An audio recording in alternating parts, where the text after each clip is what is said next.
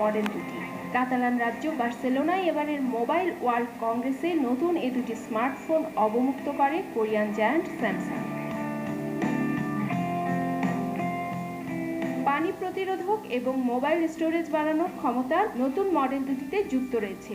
উল্লেখযোগ্য ফিচার হিসেবে রয়েছে ক্যামেরার ডুয়াল পিক্সেল সেন্সর, যে কোনো ক্যামেরার তুলনায় যা খুব দ্রুত ছবি তুলতে সক্ষম। শুধু তাই নয়, খুব অল্প আলোতেও একটি ঝকঝকে ছবি তুলতে পারে বলে দাবি স্যামসাংয়ের।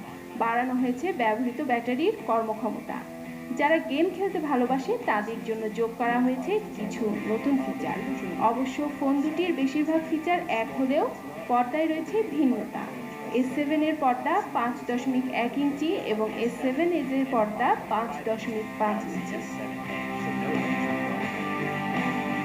গ্যালাক্সি S7 ও S7s ডিভাইস দুটির মূল্য নির্ধারণ করা হয়েছে যথাক্রমে ৬১,০০০ টাকা ও ৬৯,০০০ টাকা।